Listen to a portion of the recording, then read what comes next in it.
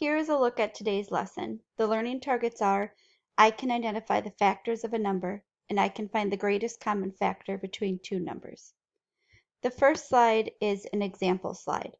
It says, what is the greatest common factor of 12 and 36? So first we have to figure out what the factors are. Remember, factors are the numbers that you can multiply to get to that number. So here are the factors of 12. 1 times 12, if we're using our factor rainbow, we go from the inside out, or the outside in, I should say. 1 times 12, 2 times 6, and 3 times 4. It is going to help you if you order them from least to greatest. Here are the factors of 36.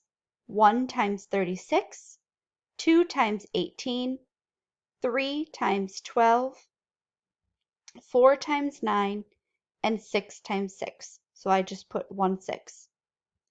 Now we want to find the greatest common factor, which is the biggest number that they have in common. I see that they have 1 in common, 2, 3, 4, 6, and 12.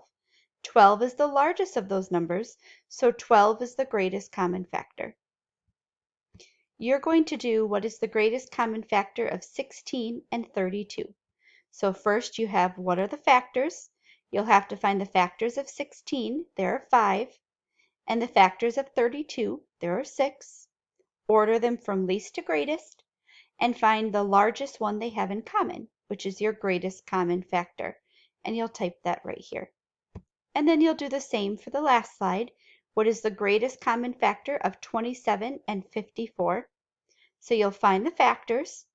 Factors of 27, there are 4. And factors of 54, there are 8. Find the largest number they have in common. That's your greatest common factor. And put that as your answer.